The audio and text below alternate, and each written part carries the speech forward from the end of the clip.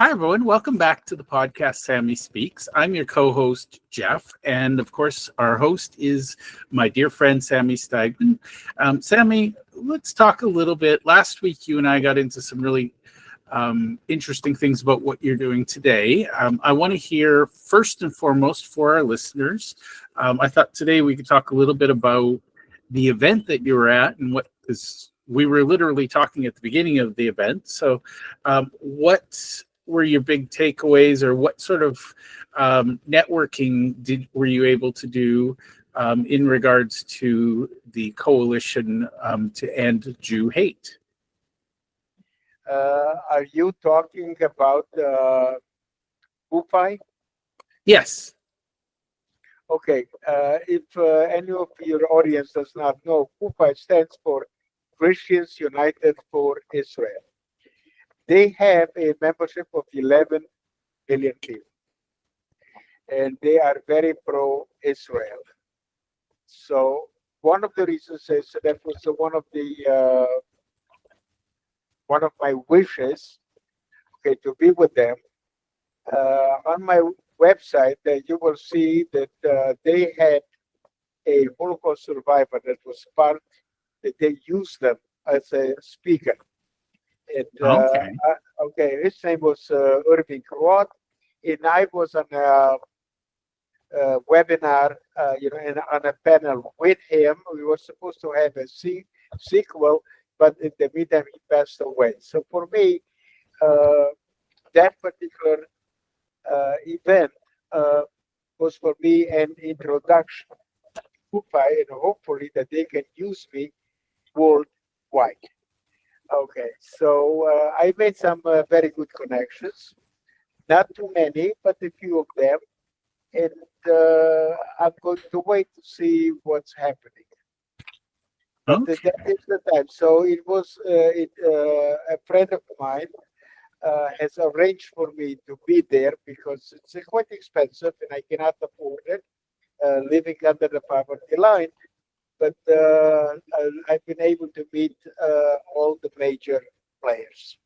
And a lot of them have ministries, and obviously they are evangelists. For a very long time, Israel did not want to be associated with them. I was always, how shall I say, somebody that said that a lot of people, especially what's happening today, are against us, against the Jewish people, and we can use all the help that they can get. So finally, they have done it, and right now they are a very, very strong pro-Israel group. So I'm hoping that some good things will happen, but the time will tell. That's amazing. And I think that's, it really highlights that anti-Semitism is not just a Jewish problem. It crosses religious, political, you name it. It's applicable to everybody. Right.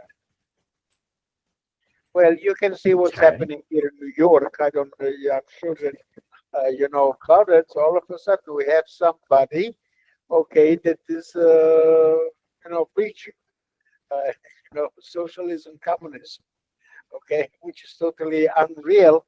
And he's extremely wealthy. His family is wealthy, so he has armed forces, everything else to protect them. But he wants to defund the police. So it's, the world today is upside down. What's right is wrong. What's wrong is right.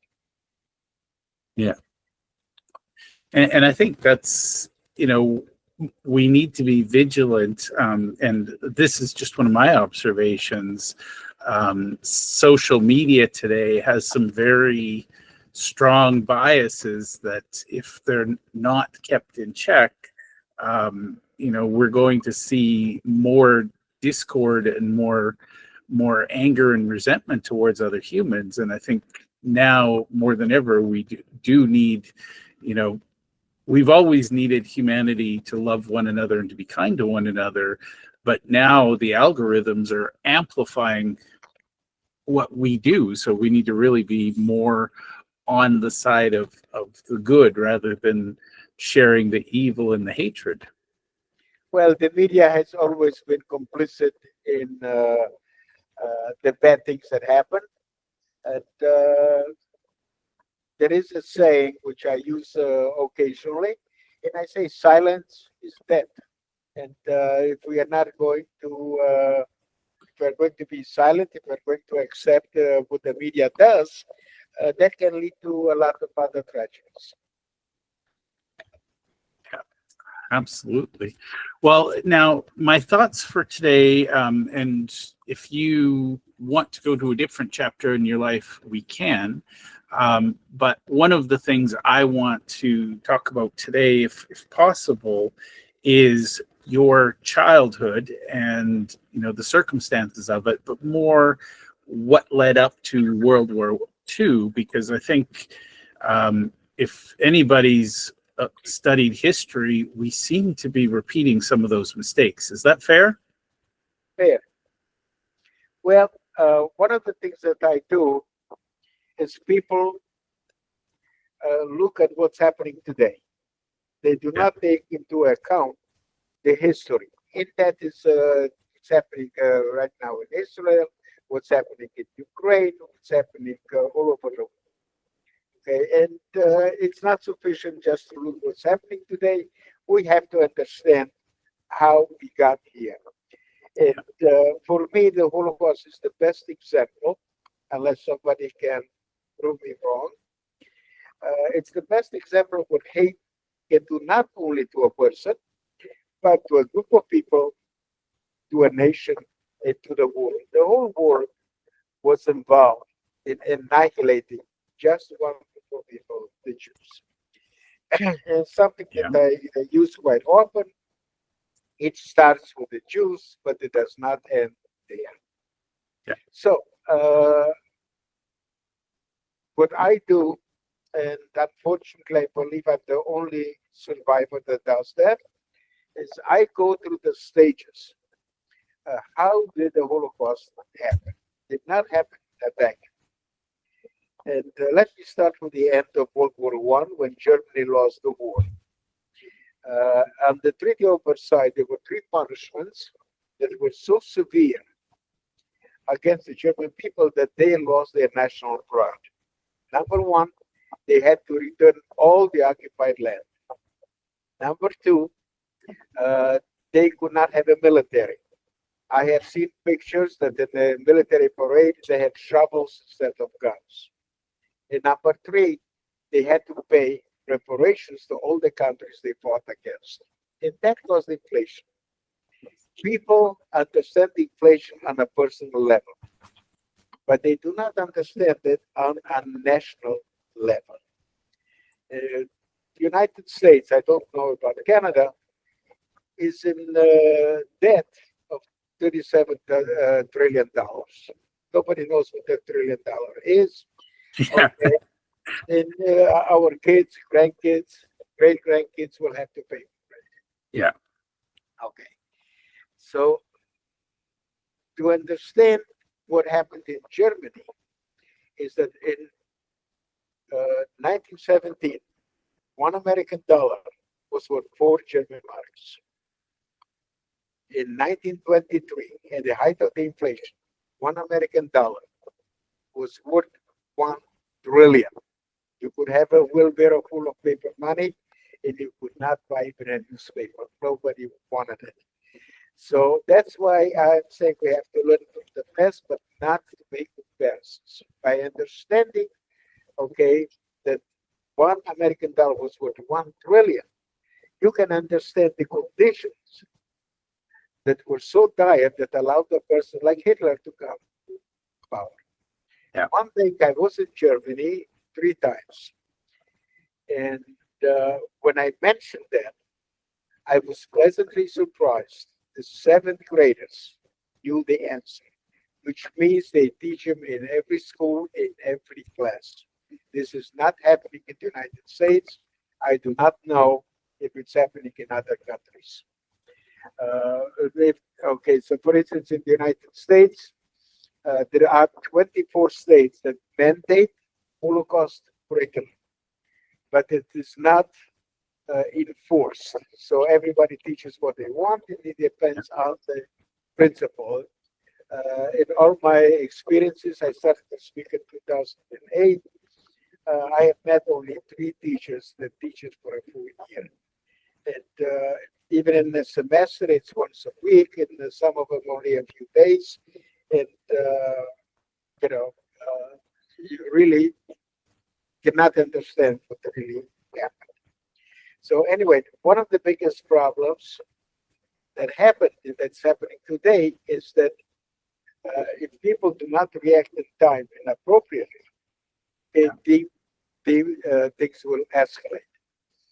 So anyway, when things are difficult in a personal life or in a national level, there's a tendency to blame.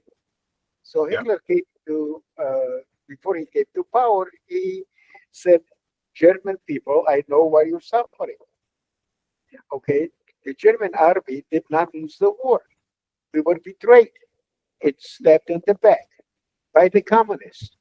Okay, the Jews were not the first. Okay, even the Cold War was against the communists. So everybody was afraid of the communists. So they said we were betrayed, stabbed in the back by the communists. Okay, they were feared, and by the Jews, they were hated. And one of the things that he did very successfully, including his Minister of Propaganda, Joseph Goebbels, they included the media, okay, and they spread their hatred, especially towards the Jews. Yeah. Another thing that people are forgetting, the first concentration camp in Germany, it was Dachau. And in Dachau, they did not target the Jews. They targeted their political enemies, the communists. It so happened that a lot of the communists were actually Jews. Okay, so we have to understand all of those things. And the other thing that people do not know or ignore it is that the initial goal of Hitler was not to murder the Jews. His initial goal was to have a Germany free of Jewish people, Judenfrei. Okay. So what he wanted to do is for them, for the Jews to live, okay, freely. But why would they want to leave? They proudly fought for Germany in World War One. Yeah. They were assimilated. They considered themselves Germans. They loved Germany. It was the most enlightened country in the world. They lived there for centuries. So to make them leave in 1935, Hitler came out with the Nuremberg laws. In the Nuremberg laws, they made life so difficult for the Jews that a lot of them decided to leave. And where did they go? They went to Europe, to the neighboring countries. But at the same time, the Germans are law-abiding citizens. And not at that time, but even today. I was very surprised to see, even today, that they are law-abiding citizens. To understand what it means, law-abiding citizen, is I'll use an example, may not be the best one, but that's the one that I use. Here in the United States, when you say 65 miles an hour, that's the benchmark. In Germany, it is the speed limit. Okay, so in the Nuremberg laws, okay, they said that German people do not associate yourself with your German, with your Jewish friends or your Jewish neighbors. And because it was the law, they felt patriotic to do so. So did the people know what's happening? Yes. Were there small pockets of resistance? Yes, but not okay in mass. So everything is a testing ground, and if people don't react appropriately, then it keeps escalating. The coup d'état, as far as PR, was in 1936 with the Olympics in Berlin. Okay. That was really convincing the world, okay, that they are a good country, okay, doing the right things, blah blah, all of the things. Uh, what they did is they put the Jews, they boycotted their stores, okay. They made it life very difficult. But in 1938, Germany annexed a neighboring country, Austria. And in Austria, there was the action called T4. The Germans felt that the mentally and physically ill, okay, are a financial burden on the states. And what they did is they put them, they did medical experiments on them, and they gassed them. And I mentioned before that that was, silence is death. What happened is every person has a very strong voice, and we should not be afraid to speak. And a German priest found out about those medical experiments, the extermination, and he made it public in Germany. There was a very big outcry. The killing stopped, but not before. They murdered over 200,000 mentally and physically ill Germans. And the best part of it, which very few people know, the priest was never punished. Wow. Okay, comes the next stage. Okay, September 1st, 1939. Okay, World War II started, and unlike Europe, which was occupied, Poland was annexed, and it became part of the Greater Germany. So Germany proper, they did not want any Jews. And in Poland, the Greater Germany, they found 3.3 million Jews. What the hell do you do with them? And that came the idea of exterminating them. Okay. By the way, when they gassed the people in Germany and Austria, under the Operation P4, they did it in primitive ways. Okay, so they had like, for instance, the trucks. Okay, they gas inside whatever, but it was in a primitive way. What's happening right now? Okay, the next stage. Remember, if Poland was annexed, was not occupied. Okay, so the next stage comes June 22nd, 1941. Germany had an agreement with the former Soviet Union not to attack each other. But in Operation Barbarossa, they broke that agreement and attacked the former Soviet Union. Behind them were special killing groups called the Einsatzgruppen. Their only job, they were not fighting soldiers, their only job was to murder Jews and Russians. And behind them were the Romanian troops. And the Romanian troops annexed an area of former Soviet Union. Very few people know about it. And it was called Transnistria. And that's why my parents and I were deported by the Romanians and not by the Germans. And I was in a labor camp in Transnistria.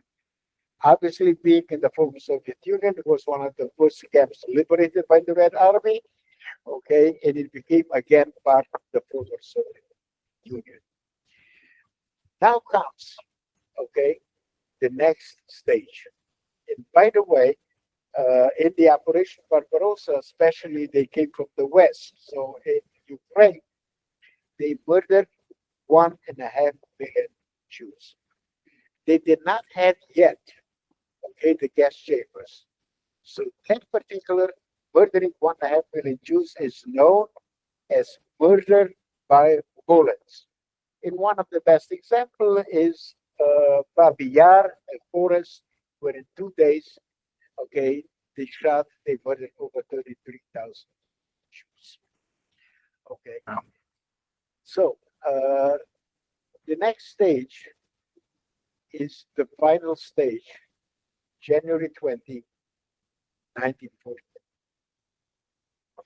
15 high-ranking Nazi criminals got together in a city which today is part of Berlin, Wannsee, and they decided, the final solution. Remember, when I use final, there were many, many, many steps, years, take a long time to come to the point, to that stage. January 20, 1942 is the beginning, the official beginning of the Holocaust. This is the systematic murder of the European Jews. They came up with a list of all of the European Jews, depending on the source, between 9.5, 11 million Jews were supposed to be murdered. Unfortunately, I should say, fortunately, unfortunately, they murdered 6 million, but they did not completely destroy us. Well, and Sammy, if we could come back to the words final solution, because I don't think everybody understands how thorough that was meant to be. It wasn't just killing all of the Jews. That wasn't enough. It was also, we're going to eradicate their history, their relics, their religious. It was literally erase them from the history books. Is that correct? That is correct. But the interesting part is that Hitler is considered the biggest murderer of the 20th century, which is not true, because Hitler, the Nazis and their collaborators murdered 11 million people. 6 million were Jews, but 5 million were not Jewish. That's why the Holocaust is not a Jewish issue. It's a humanitarian universal issue. However, there was somebody else, a bigger murderer. Very few people talk about him, and that is Stalin. And Stalin murdered about 25 million people. But they were Russians. The Nazis and their collaborators did not murder Germans. They murdered other groups of people. So a lot of people do not know that. But so Israel is vilified at the UN and worldwide. But I have to talk about it because I'm also an Israeli. I served in the Israeli Air Force 1962, 1965. But something that people do not realize, although it's vilified, disproportionately to any other country, there were two resolutions that passed the General Council at the UN. Number one was November 1st, 2005, which is known today as the International Holocaust Remembrance Day. And the other one was in 22, a resolution co-sponsored by Germany. And the interesting part is it was against the Holocaust deniers. And it was done, it was done on January 20, 2022, at the 80th anniversary of the final solution at the Wannsee conference. Interestingly, the resolution passed by acclamation. Even Iran did not dare to ask for a vote. So, and I was honored. I was present at that historic moment. So what we have to do is we have to learn from history, because what's happening in Ukraine, what's happening in all over the world. Uh, if we don't know history, okay, it's bound to repeat itself in one place or another. Yeah. And I have a very good saying. It's not something that I invented. It's been before me, before I used to use it. And I'm saying is no Jews, no news. Yes. Okay. For instance, you have in Congo, they murdered 500,000 people. Yeah. Nobody knows about it. I just found out in Sudan. Okay, somebody that's pro-Israel. Okay, so I just met them on Sunday, and I knew that they murdered a lot of people there. But I asked him how many people were murdered in Sudan. He shocked me. 4 million. Wow. Nobody talks about it. Nobody knows about it. And that's what I'm saying. No Jews, no news. Everything is okay if Jewish. And you have, for instance, they take Hamas's number that Israel, okay, uh, killed 48,000 people. They are including the combatants, which at least 20,000 there. Okay. And everybody's against Israel. I never heard of any other country that when you're fighting a war, that you have, okay, to feed the civilians. Yeah. They are providing routes for them to leave. Okay, Hamas is holding them hostages. Okay, it's unreal how the world is treating Israel in complete uh, different way that every other country is judged. And Sammy, let's talk about this more, because one thing that makes my blood boil is looking at college campuses in North America and watching these, our future leaders protesting, talking about free Palestine. And I think there's just, first of all, there's a lot of misinformation, there's a lot of outright lies. But one of the things I'm seeing is the absolute power of the modern propaganda machine, because a lot of what the West is hearing is unfiltered propaganda. Is that a fair comment? Yes. Now, the interesting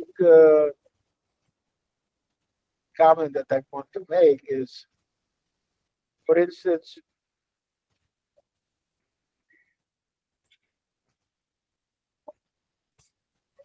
let me put it in a way that, okay, sounds right. Okay. What's happening right now, for instance, in Gaza? Let's talk about Gaza. The war is not against the civilians, because they are okay right now. They are trucks, okay, uh, that are standing, okay, with food, with everything else. And the UN does not allow them to come into Gaza and everything else. So they are the obstacle.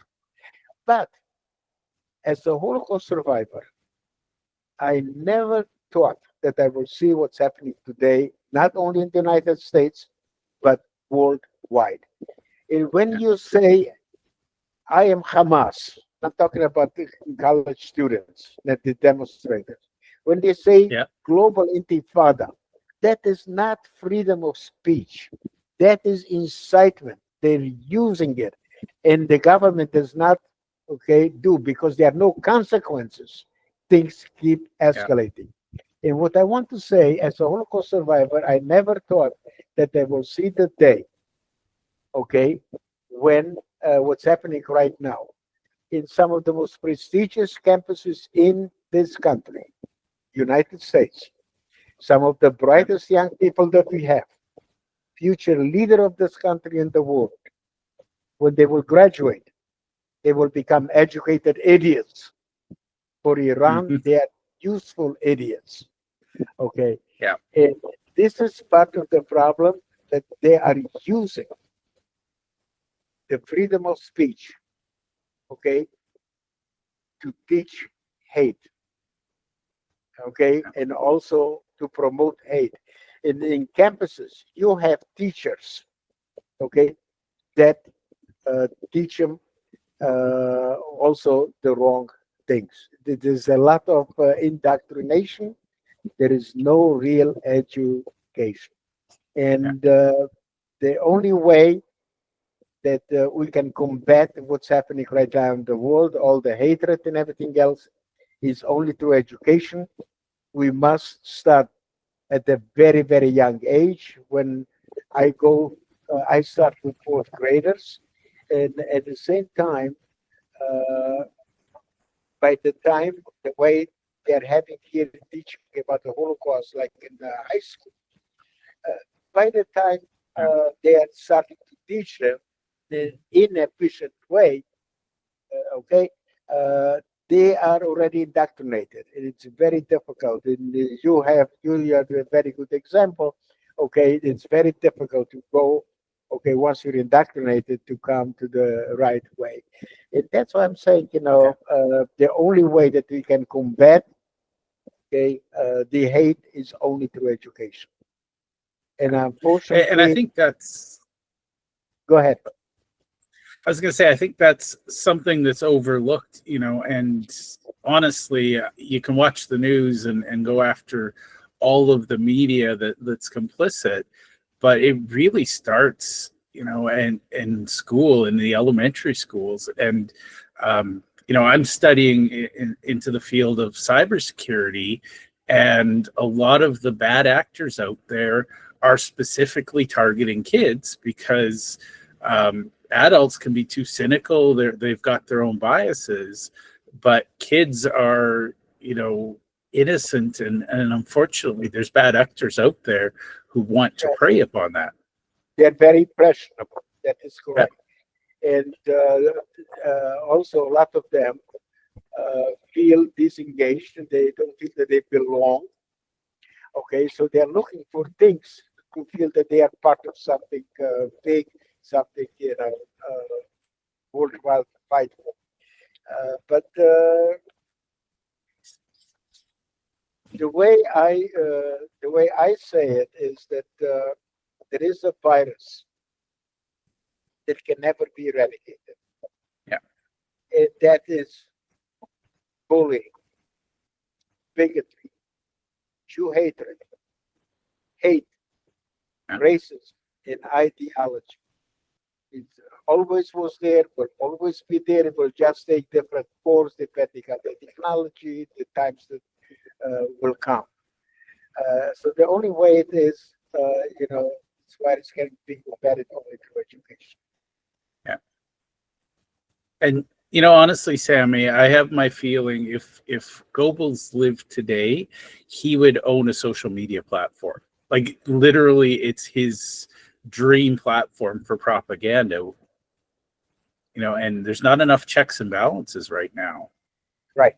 Now, here is an example of what we're talking about media propaganda. Okay. Regardless of the politics, regardless if you like him or you don't like him, whatever it is, they call, okay, Trump a dictator. Okay. Take a look at the difference between him and Hitler. Okay. In Normandy, they actually fortified in the Channel Islands, okay, against an invasion. Okay. Yeah. But we attacked Normandy. And they called the top general in Berlin and they told them, we are attacked. Help us. And they said, I cannot wake up Hitler. He's asleep. Okay. You're talking about the dictator. Now, okay, they tried to stop many things from Trump to do today. Okay. And this is not, it's a federal law, but they did it in a state, the state judge. So what did Trump do? If he would have been a Hitler, he would have disregard it and do whatever he wanted to do. What did he do? He went to court. He went to appeal court. the Supreme Court, and everything else to get his rights approved. Yet a lot of people believe that he's a dictator. They don't even know, they use words, they don't even know what they're talking about. Well, honestly, Sami, I've stopped listening to most U.S. news because I can't tell which side is lying more, and we've lost that ability to disagree and to have balance in what we report. Is that fair? No. Okay. Well, tell me more. Most of them, I agree. Okay, most of them. However, there are also channels that are worthwhile to listen to. I personally use Fox News.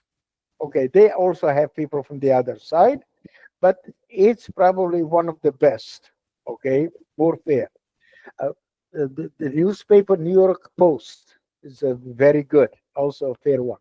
And I found somebody that I did not know. Okay, he's a liberal, okay, or was, but he has a channel, News Nation. Okay, Como, Chris Como, and he's very fair. Okay, so there are channels, but you have to look for it. The ones that everybody is familiar and that have the most power, yes, they are okay complicit in what's happening today. They do not report the news properly, or uh, they ignore certain news, certain events. Okay, so by it's very selective. Yeah, so by ignoring it or not reporting it properly, so people don't have the misconceptions, and it's misrepresented a lot of facts. Well, and I know in Canada here, we're, it is amazing what doesn't get reported, but we're seeing professional protesters that are funded by known terrorist groups coming into Canada and having events at college campuses and universities across the country.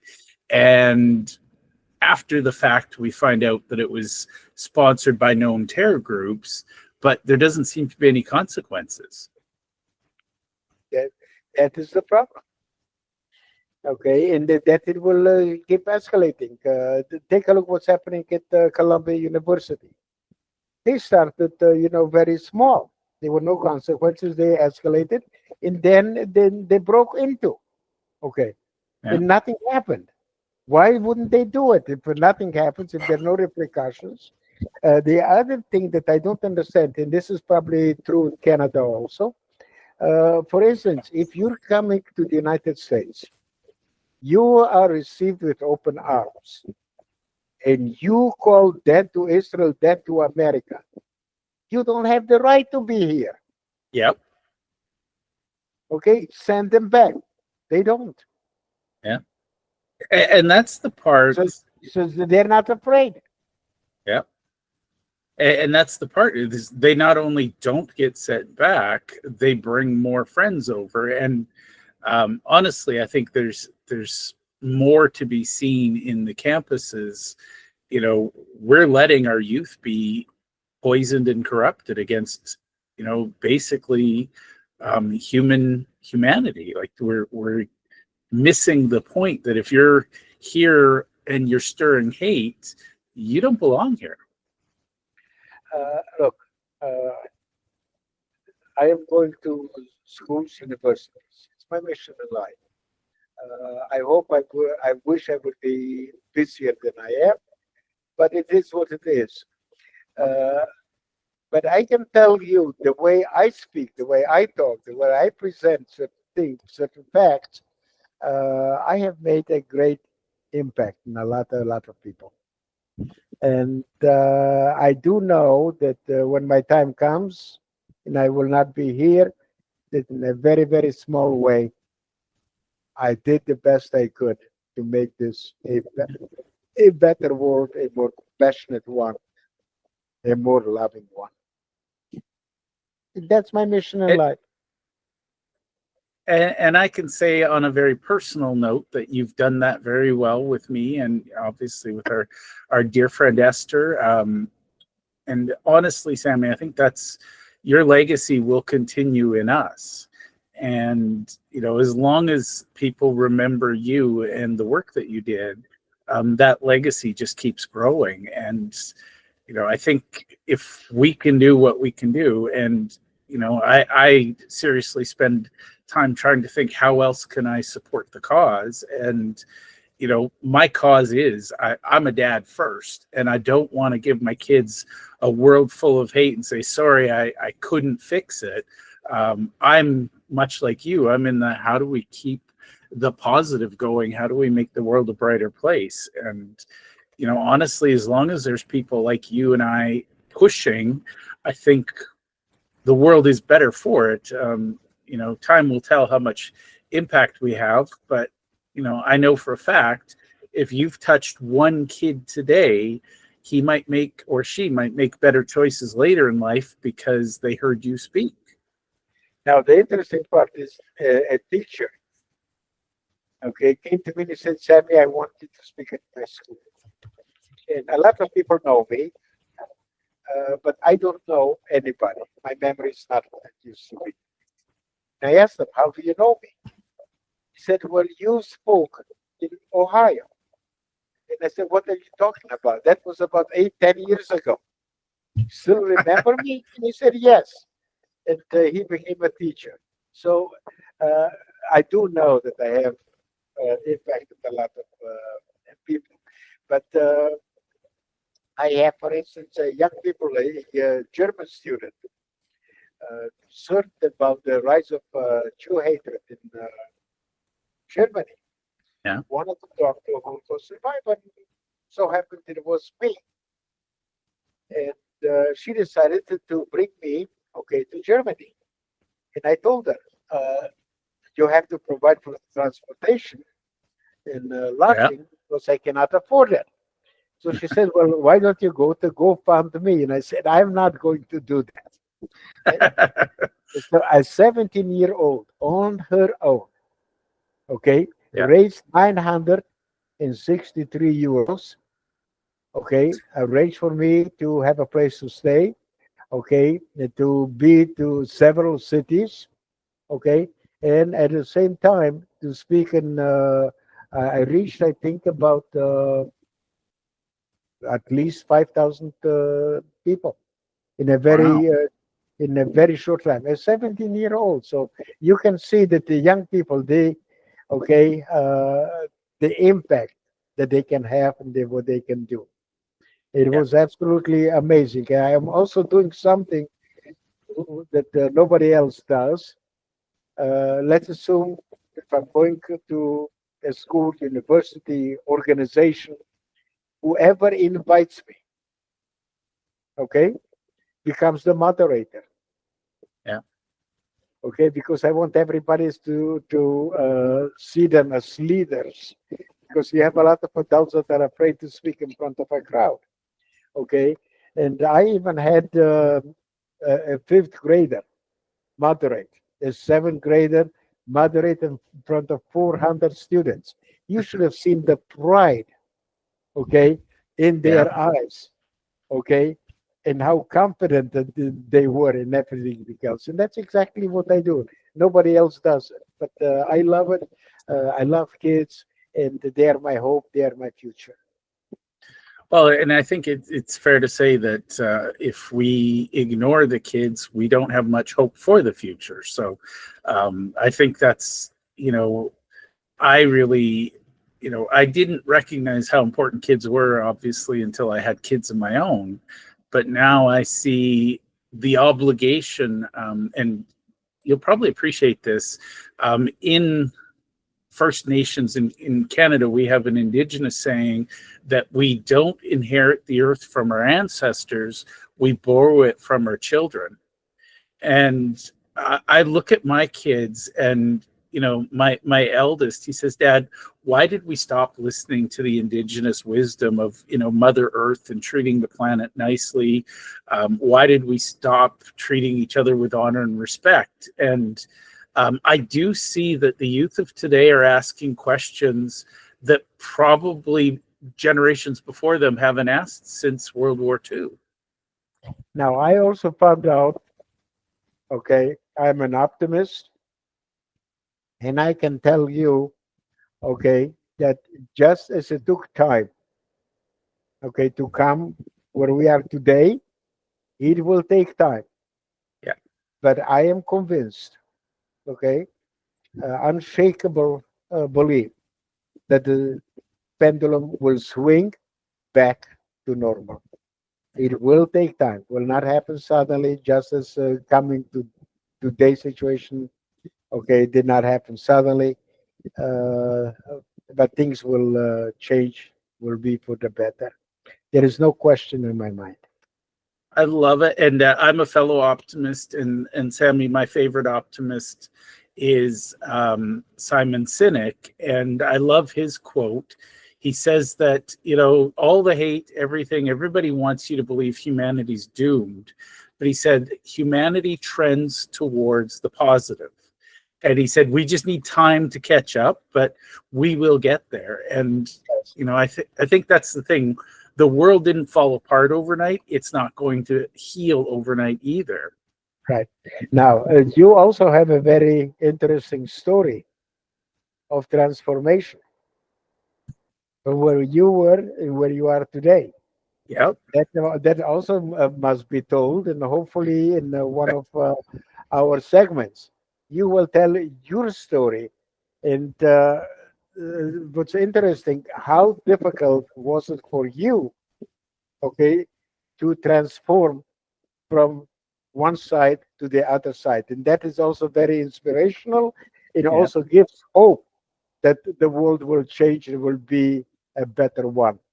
Okay. Well, and we will talk about that more in other episodes. And it's funny when I found my life's calling, my mission last week, and I was on the road to it, but last week I realized what it was, and honestly, I suspect a good piece of it is you and I haven't gotten to know each other, me doing a lot of the inner work, but the aha for me is I've been saying, why won't somebody do something to protect kids from online predators? And instead of woe is me and why isn't this being done, I'm starting small today. And right now I'm teaching my two children how to be safe online.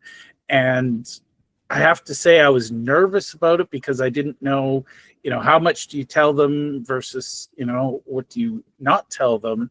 But it's amazing how resilient kids are, and how when you show them things that they didn't know were there, they have their own opinions on it. So you and I are going to be doing a lot together in terms of how do we help that younger generation, because they are everything to us. Before we end, I just want to tell you a story about second graders. I was invited to speak to second graders, and I told the teacher, I don't know how to speak to 8-year-olds. It's a very difficult subject and everything else.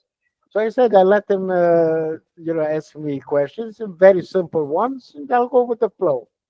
The teacher said no. We underestimate the intelligence of young people. She said, you will give them the full presentation. They stayed with me for over an hour and a half. They asked better questions than teenagers. And they did not put in, I'm so happy that you came to our school, that I met a Holocaust survivor. They put in paragraphs what they learned. In one second grader, okay, put in 4 paragraphs. And at the end, okay, she said, finally, I don't care what anybody says. You're the best. You're somebody I can trust. You're my hero. You rock. Second graders, and they ask better questions, simply not knowing anything than teenagers. And that's why I'm saying, let's not underestimate the intelligence of the young people, and we have to talk about it, because if we don't talk about it, they will not know. And people are afraid right now. People are afraid talk, and that is a tragedy. Well, and I think it's that silence where if we don't talk about what we want to talk about, the silence fills with things we probably should have talked about, or they're going to hear, my kids hear things unfiltered from dad. If something is going on in the world they need to hear about, we have a conversation about it. It fascinates me because my youngest, he's 12 now. He says, why don't other kids have these conversations with their parents? And I'm like, I can't speak to those parents, but Right. honestly, Right. I will be very candid, Sammy. Some of these conversations are really hard to have. They're heavy, but I look at it and go, well, if I'm not going to have this with my kids, who is? Right. And But the interesting part is to remember one thing. Okay, it's not what you say; it's how you say it. And you can say the worst thing, okay, but if it's done the appropriately, and that is probably my strength. Yeah. It's not what I say, and what I do is I also ask permission. I do not say things without asking permission. I will end this conversation today with one thing.